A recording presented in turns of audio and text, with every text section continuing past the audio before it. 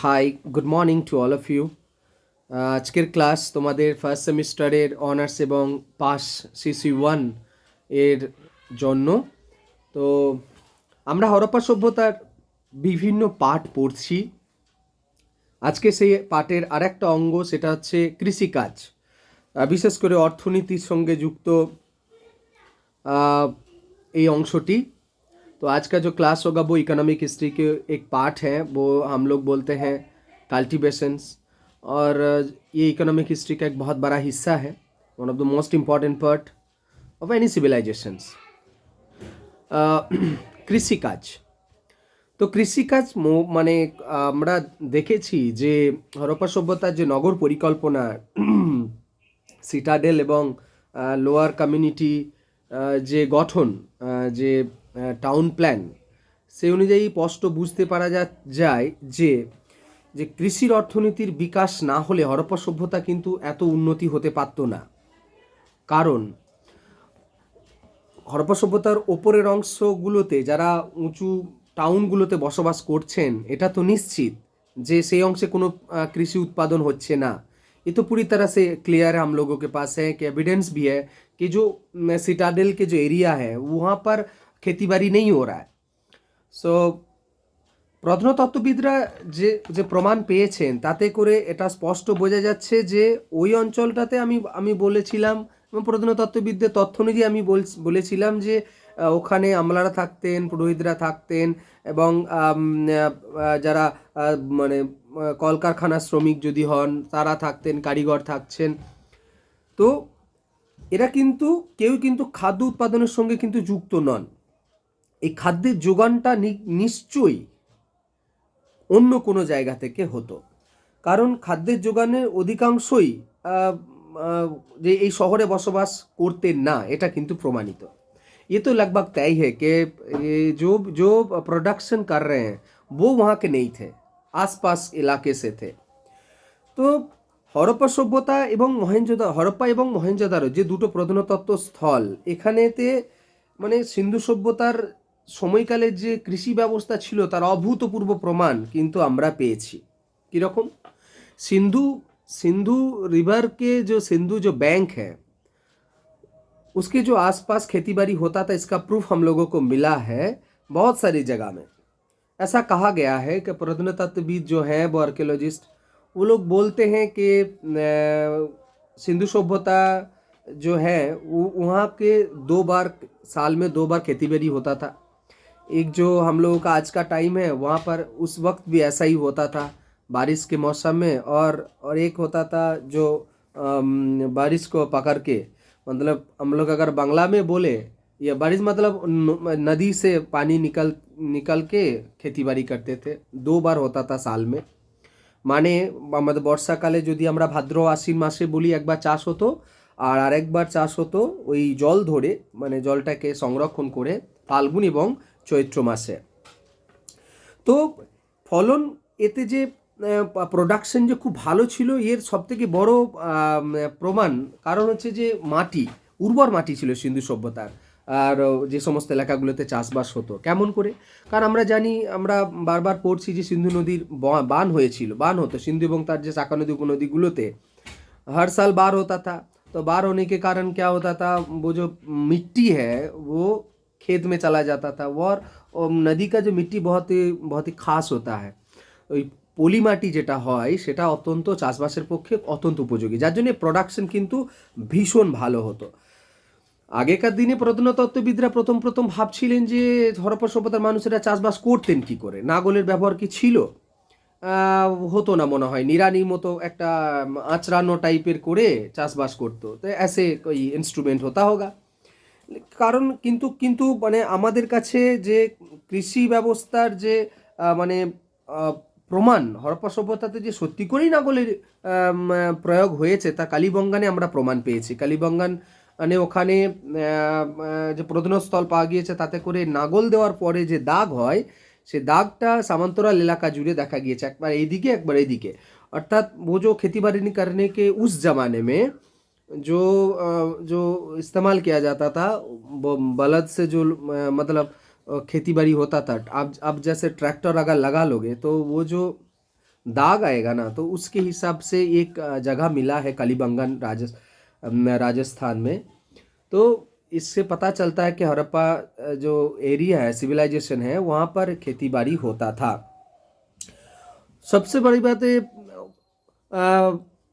वो जो हम लोग नागल बोलते हैं, जो हाल बोलते हैं, हाल के सामने हिस्से में काठ से शायद कुछ लकड़ी वगैरह बना के वो लोग खेती बाड़ी करते थे। इससे क्या होता है, प्रोडक्शन ज़्यादा हो जाता है। তো এক নাগলের সামনে বা কখনো কখনো পাথরের ফলার কথার ব্যবহার করার প্রমাণ পাওয়া গেছে, কখনো আবার কাঠের তৈরি ফলকও ব্যবহার করছেন, কারণ লোহার ব্যবহার তখনও হরপ্পা সভ্যতার মানুষেরা শেখেনি। যেটা এখনকার দিনে আমরা নাগলগুলোতে, যদি আমরা কেউ গ্রামে, তোমরা নিশ্চয়ই কেউ না কেউ আছো, দেখবে যে ফলার নিচে সামনের দিকে একটা নাগলটায় একটা সরু পাতের জিনিস দেওয়া থাকে যেটা চাষবাস করে। তো সেটার প্রুফ কিন্তু পাওয়া গেছে, লোহার নয়, সেটা পাথরের, আবার কোনো কোনো জায়গায় কাঠের। ফসল কি কি হতো একবার দেখে নি। দু রকমের গমের উৎপাদনের কথা বলা আছে, বার্লি, দুই রকমের উৎপাদনের কথা বলা আছে কাलीबंगन, कारण जॉब माने जॉब বা बार्ली, जो बार्ली जो है वो वहाँ का रेफरेंस हम लोगों को मिला है। और सबसे बड़ी बात, लोथल और रंगपुर में हम लोगों को जो धान का जो खोसा होता है, मतलब जो बाहर का हिस्सा होता है वो मिला है, মানে ধানের যে খোসা, সেই তুষ, সেটা কিন্তু পাওয়া গিয়েছে, যার ফলে লোথল রংপুরে। তার মানে এর থেকে বোঝা যাচ্ছে আমাদের এখানে কিন্তু ধানের উৎপাদন হতো। এছাড়া রাই, खजूर जो है वो भी होता था, सरसे, जो মাস্টার্ড है वो भी खेती बाड़ी होता था।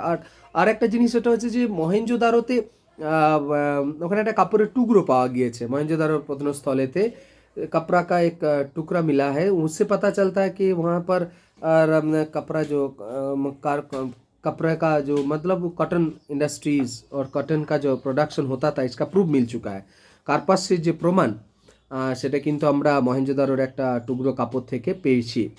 অর্থাৎ এই এর সঙ্গে সঙ্গে যে হরপ্পা সভ্যতা যে একটা কৃষি বলয় গড়ে উঠেছিল, এবং তার প্রমাণ নানান জায়গাতে কিন্তু শস্যকে গোলা রাখার জন্য প্রমাণ, বিশেষ করে মহেঞ্জোদারোতে এবং হরপ্পা এবং কালীবঙ্গান, বেশ এই তিনটে জায়গাতেই আমি তোমাদের স্লাইডসে দেখিয়েছি যে শস্য স্টোর করে রাখার, বলা হয় শস্য গোলার প্রমাণ রয়েছে, এবং একই সাইজের, এই আলাদা আলাদা জায়গাতে এগুলো হলো একই সাইজের, এবং अद्भुतভাবে ওই শস্যকে ধরো শস্যকে स्टोर करने की जो जगह मिला है, वहाँ पर हड़प्पा में मिला है, कालीबंगन में मिला है, ये यहाँ पर मोहेंजोदारो में भी मिला है, रखने के लिए जो स्टोर होता है। आजकल जैसे बांग्ला में जैसे हम लोग मोराई बोलते हैं, और खेती बाड़ी करने के लिए आजकल जो हमारे स्टेट गवर्नमेंट ने किसान मंडी बना के रखा है, बना दिए हैं, तो उस टाइप का।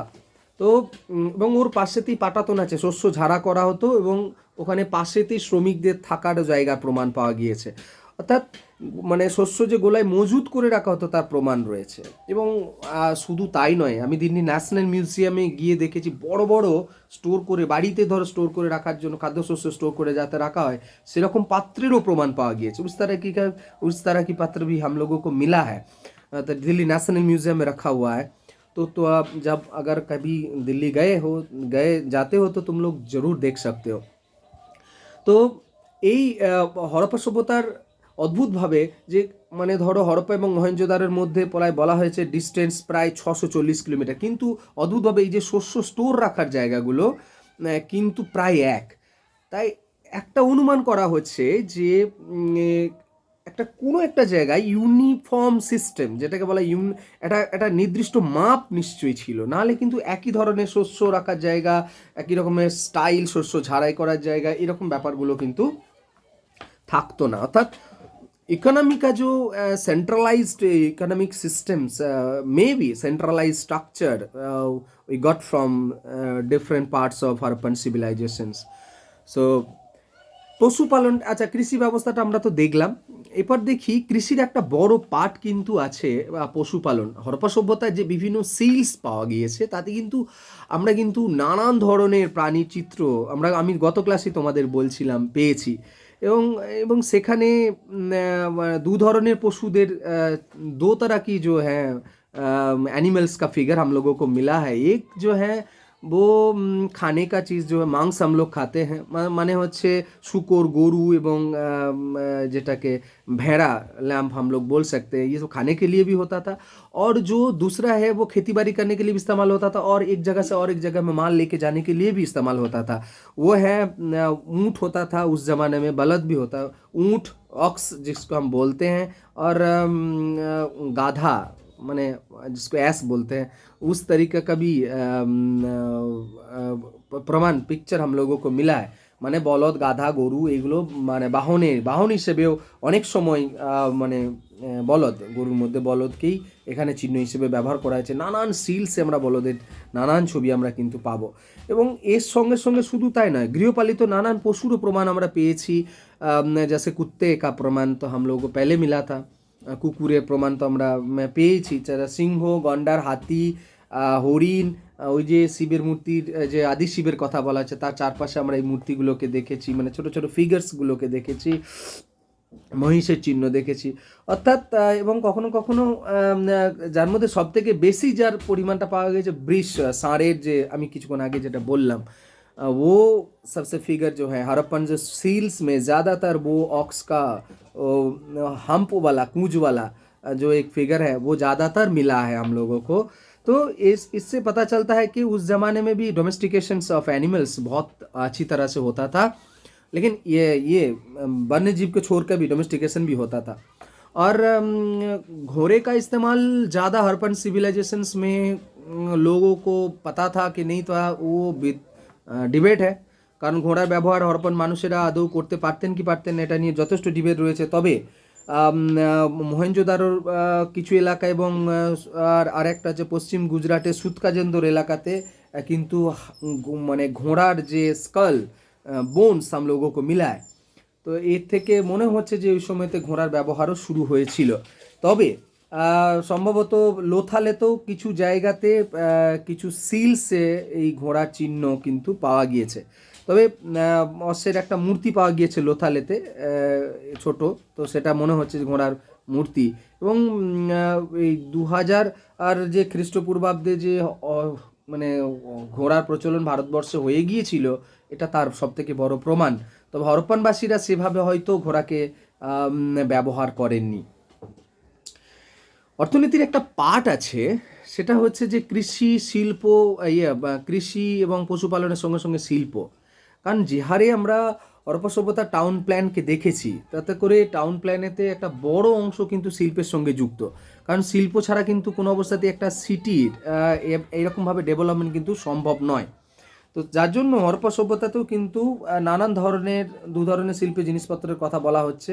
একটা হচ্ছে খুব बहुत ही सुंदर और जो पत्थर से बनते हैं, एक वो भी एक प्रोडक्शन होता था पत्थर से बना हुआ चीज़, और एक मिट्टी का बना हुआ, মানে মাটির তৈরি জিনিসপত্র তৈরি হতো, আর বিভিন্ন ধরনের পাথরের তৈরি নানান ধরনের সামগ্রী, প্রেস্টিজিয়াস পাথর যেগুলো প্রিসিয়াস পাথর বলা হচ্ছে, স্টোনস, তো ওগুলো কিন্তু হরপ্পা সভ্যতার মানুষেরা তাদের শিল্পের কারুকার্যে ব্যবহার করতেন।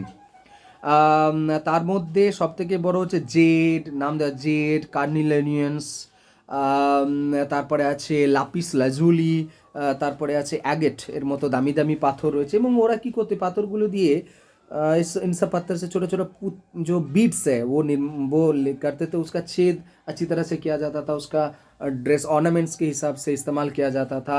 तो মানে খুবই সুন্দর সুন্দर হতো, যেমন জেড পাথরটাকে বলে। তবে এই যে प्रीशियस स्टोन्स जो है ये हम लोग हड़प्पन में सब मिलता नहीं था, बाहर से भी आता था, जैसे वेस्ट एशिया से आते थे जेड पाथर जो है, और एगेट जो है गुजरात से आता था, और लापिस लाजुली वो अफगानिस्तान से आता था।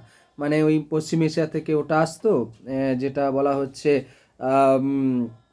জেড পাথর, অ্যাগেট পাথর আসতো ওই যে গুজরাট থেকে, লাপিস লাজুলি আসতো আমাদের আফগানিস্তান থেকে। যার ফলে একটা নানান ধরনের পাথরের নানান ডিজাইন, আমি তোমাদের যে অলংকার যখন দেখাচ্ছিলাম সেই স্লাইডসে নিশ্চয়ই তোমাদের মনে আছে, তো সেটা তোমরা দেখতে পাবে। বিটসের এত সুন্দর ব্যবহার কিন্তু আর অন্য সময়তে হয়নি। তবে হরপ্পা সভ্যতার মানুষেরা ধাতুর ব্যবহার, বিশেষ করে তামা এবং ব্রঞ্জের ধাতুর ব্যবহারের প্রমাণ আমরা বারবার পেয়েছি। এখানে বলা হয়েছে যে বর্ষা, ছুরি, তারপর ধরো তরবারি, কুড়াল, বড়শি, প্রদীপ, এইগুলো তো আমরা পেয়েছি। বিশেষ করে ধরো এই যে নানান ধরনের মূর্তি, বিশেষ করে আমি বলবো তামার ব্যবহার কিন্তু ভীষণভাবে ছিল, কারণ বালুচিস্তান থেকে তামা আসতো, আর আর রাজস্থান থেকেও এক ধরনের তামার আগমন কিন্তু হরপ্পা সভ্যতার আর ভিন্ন ভিন্ন জায়গাতে কিন্তু লক্ষ্য করেছি। ব্রোঞ্জের ব্যবহার হরপ্পার মানুষেরা সব থেকে বেশি করেছেন, কারণ ব্রোঞ্জের যে মূর্তি মহেঞ্জোদারোতে পাওয়া গিয়েছে, সেই যে স্টাইল করে মহিলাটা মূর্তি দাঁড়িয়ে আছে, সেটা কিন্তু অদ্ভুত। এছাড়া আমি তোমাদের নানান ধরনের অর্নামেন্টস আমি শো করেছিলাম, তোমরা নিশ্চয়ই দেখেছো, সেগুলো কিন্তু ব্রঞ্জের অনেক সময় তৈরি। এছাড়া ধরো সোনার ব্যবহারও হরপ্পা সভ্যতার মানুষেরা করছেন, গোল্ড অ্যান্ড সিলভার। তো গোল্ডের যে গহনাগুলো, সেগুলোর ক্ষেত্রে বলা হচ্ছে যে সম্ভবত কর্ণাটক থেকে গোল্ড আসার কথা বলা হয়েছে। তো আমাদের যেমন ধরো নানান ধরনের গহনা, হাড়, দুল, যেমন এখনকার দিনে ব্যবহার হয় আর কি গহনার, তখনকার দিনেও ব্যবহার ছিল। তো এই জন্য টেকনিকও তার ছিল নিশ্চয়ই গহনা বানানোর জন্য, যে গরম করে এখনকার দিনে যেমন অলংকার তৈরি করা হয়, definitely such this type of techniques, maybe some type of techniques was there. Afghanistan, পারস্য, আর্মেনিয়া থেকে রূপা আসতো, শুধুমাত্র সোনা না, রূপার গহনাও প্রমাণ পাওয়া গিয়েছে। এছাড়া রাজস্থান থেকে সীসা। তবে অদ্ভুতভাবে লোহার ব্যবহার কিন্তু যে হরপ্পা সভ্যতার সময়কালে তখন শুরু হয়নি, এটা কিন্তু প্রমাণিত। তো সিন্ধু উপত্যকায় যে অন্যতম যে গুরুত্বপূর্ণ অংশ, সেটা হচ্ছে যে আমি কিছুক্ষণ আগে বললাম যে মহেঞ্জোদারোতে একটা ওই কাপড়ের টুকরো পাওয়া গিয়েছে, অর্থাৎ বস্ত্রশিল্পের ক্ষেত্রে তাদের যে একটা আগ্রহ ছিল, এটা কিন্তু বুঝতে পারা যায়, কারণ তারা ওই সুতো কাটার মেশিনও ইউজ করছেন। এবং আর একটা জিনিস, গুরুত্বপূর্ণ জিনিস হচ্ছে, যেহেতু ওখানে वहाँ पर सबसे ज़्यादा जो घर है ईंट से बना हुआ है, तो इसका मतलब यही है कि ईंट से बना हुआ घर, मतलब वो ईंट ईंट बहुत बहुत ज़्यादा तादाद में तैयार होता था, और बहुत सारे लोगों को काम भी मिलता था वहाँ पर। तो मिट्टी से दो तरह का ईंट बनता था, एक तो है जो सूरज से जो ऐसे नेचुरल बनाते थे, और जो आग में, मतलब आग में डाल के जो ईंट बनाया जाता था, जैसे आजकल होता है। মানে দু ধরনের ইটের প্রমাণ এখানে হরপ্পা সভ্যতার পেয়েছি। সেটা হচ্ছে যে একটা হচ্ছে যে ওই পোড়ামাটির, আর একটা তো সূর্যের তাপের যে ইট, এবং প্রচুর পরিমাণে লোকজনের সঙ্গে যুক্ত থাকতো জীবিকার সাথে। আর ইটগুলোর সাইজ কিন্তু অদ্ভুতভাবে একটা সেন্ট্রালাইজ সিস্টেম, বারবার যেটা বলছি, নিশ্চয়ই প্রশাসন ব্যবস্থা, এবং ওখানে হয়তো মাপজোকের একটা ব্যাপার ছিল, যে একটা নির্দিষ্ট মাপেতেই ইট তৈরি করা হবে। তো সেই সিস্টেমটা নিশ্চয়ই ওই সময়কালে ছিল। এছাড়া নানান ধরনের ধরো কাঠের তৈরি করা সামগ্রীর তো প্রমাণ তো আমরা পেয়েছি, চৌকি টুল, এবং নৌকার নির্মাণ যে হতো তারও প্রমাণ আমরা পেয়েছি। সিলমোহর, পোড়ামাটি, চিনার মাটিতে বিশেষ করে যেগুলো সিলস, ওগুলোতেও লোকজন প্রচুর নিয়োগ করা হতো, কারণ ওগুলো তো, কারণ জীবিকা হিসেবে ওগুলো নিশ্চয়ই ব্যবহার হয়েছে, কারণ এত সিল 2000-এরও বেশি সিলস আমরা পেয়েছি, সেগুলো নিশ্চয়ই কেউ না কেউ তো প্রোডাকশনের সঙ্গে যুক্ত ছিল, কারণ ওগুলো স্ট্যাম্পের কাজে লাগছে, বিজনেসের কাজে ইউজড হয়েছিল। তো সেই জন্য এই ক্ষেত্রেতেও কিন্তু প্রচুর কর্মসংস্থান কিন্তু ওই সময় হয়েছে। আরেকটা যেটা হরপ্পা সভ্যতার সময়কালে আমি প্রথমেই বললাম গুরুত্বপূর্ণ জিনিস, যেটা দিল্লি ন্যাশনাল মিউজিয়াম গেলে তোমরা बुझते पारबे। वहाँ पर अगर जाओगे तो दिल्ली नेशनल म्यूजियम, तो ये पता चलेगा कि मिट्टी से इतना चीज़ें बनता था, जो मिट्टी जो हम लोगों को मिट्टी का जो पात्र हम लोगों को मिलता है, মানে যে সমস্ত পাত্র আমরা পেয়েছি, তার ডিজাইন অত্যন্ত অদ্ভুত। পোড়া মানে বিশেষ ধরনের লোকজন, প্রফেশন ছিলেন এই কাজের সঙ্গে, তারা যুক্ত থাকতেন মাটির পাত্র তৈরি করার জন্য। এই রঙটা হিসেবে বলা হয়েছে লাল এবং ধূসর রঙের পাত্রের প্রমাণটা কিন্তু হরপ্পা সভ্যতাতে বেশি পাওয়া গিয়েছে। এছাড়া জ্যামিতিক নকশাও, ज्योमेट्रिक सिस्टम्स का जो সাইন है उसका भी इस्तेमाल होता था, সিলসগুলোতে তৈরি করার ক্ষেত্রে গুরুত্বপূর্ণ ছিল। এছাড়া ধরো কোনো কোনো ছোটো ছোটো মূর্তি যেমন প্রমাণ পেয়েছি, যেমন ধরি খেলনাগুলোর কথা আমি তোমাদের দেখিয়েছিলাম, হরপ্পা সভ্যতাতে ছোটো ছোটো খেলনা, অর্থাৎ ওইগুলো তৈরির ক্ষেত্রে মাটিরই ওগুলো তৈরি হয়েছে, তারপরে ওটা একটা অত্যন্ত গুরুত্বপূর্ণ জিনিস। এক এক জায়গায় একটা একটা পাত্র পাওয়া গিয়েছে ছিদ্রওয়ালা, যে চালুনির জন্য ওগুলো ব্যবহার করা হচ্ছে। छेद हुआ एक मिट्टी का पत्थर, मतलब एक हम लोगों को मिला है, तो उसका इसके छांकने के लिए इस्तेमाल होता था, इसका भी प्रूफ हम लोगों को मिला है। মানে একটা কথা বলতে পারি যে সুন্দর সুন্দর পাত্রের যে প্রয়োগ সেই সময় হয়েছে লাল এবং ধূসর রঙের। আর ব্লেডের তৈরি যে সূক্ষ্ম সূক্ষ্ম, যেমন ধরো এই যে চকমকি ব্লেড যেটা কথা বলা হচ্ছে, এই ব্লেড এর হরপ্পা এবং তার যে অন্যান্য প্রত্নস্থলের ভিন্ন ভিন্ন জায়গায় ব্লেডের প্রমাণ পাওয়া গিয়েছে, এবং সেগুলো নিশ্চয়ই তৈরি হচ্ছে কোনো না কোনো জায়গায়। নাহলে একই সেন্ট্রালাইজডভাবে একই ধরনের ব্লেড কেন পাওয়া যাচ্ছে, পাথরের তৈরি সুন্দর সুন্দর ব্লেড যেগুলোকে ডেলি কাজে ইউজ করা হচ্ছে। তো দুটো জায়গার নাম আছে, একটা হচ্ছে রোড়ি আর একটা হচ্ছে সুক্কুর অঞ্চল, যেখান থেকে নাকি এগুলো প্রোডাকশন হতো। এবং শুধু এই ব্লেডগুলো না, পাত্রগুলোরও ডিজাইন প্রায় এক, পাত্রগুলোর সাইজ প্রায় এক। এই যে নিশ্চয়ই কোনো না কোনো অঞ্চলে এগুলো প্রোডাকশন হচ্ছে, প্রোডাকশন হয়ে শহর অঞ্চলে যাচ্ছে এবং সেখান থেকে চারদিকে ছড়াচ্ছে, নিশ্চয়ই কারখানা ছিল। অর্থাৎ হরপ্পা সভ্যতার সময়কালে এই মৃৎপাত্র নির্মাণ এবং পাথরের তৈরি সামগ্রী নানান ধরনের নির্মাণের সঙ্গে প্রচুর মানুষ যুক্ত ছিলেন। बहुत सारे लोगों का यहाँ पर नियुक्ति का प्रूफ मिला है हम लोगों को। তো এর থেকে এটা বুঝতে পারা যাচ্ছে যে, এবং প্রোডাকশন হওয়ার পর তারপর আমরা জলপথ স্থলপথে নানান জায়গায় এর তো বিজনেসের প্রমাণ আমরা পেয়েছি। তবে এর থেকে কনক্লুশন আমরা যেটা বলতে পারি যে হরপ্পা সভ্যতার যে বৈশিষ্ট্যগুলো, কৃষিকাজ, যেমন ধরো নানান ধাতু তৈরি জিনিসপত্র এবং মৃৎপাত্রের যে প্রমাণ বারবার আমরা যেটা পেলাম, সেটা হচ্ছে একটা সেন্ট্রালাইজ সিস্টেম যে ছিল, এটা তার সব থেকে বড় প্রমাণ। ওকে, তো তোমরা একটা 5 মার্কসের কোয়েশ্চেন্স করে রাখবে, এবং তোমাদের পিডিএফ আমি গ্রুপে দিয়ে দেবো। আশা করি আমি যতটা পেরেছি তোমাদের বোঝানোর চেষ্টা করলাম। যদি কোনো কিছু সমস্যা হয় নিশ্চয়ই তোমরা আমাকে অবশ্যই জানাবে। ওকে, ততক্ষণ পর্যন্ত আজকে এই পর্যন্ত। ততক্ষণ পর্যন্ত তোমরা সবাই ভালো করে পড়ো। Thank you.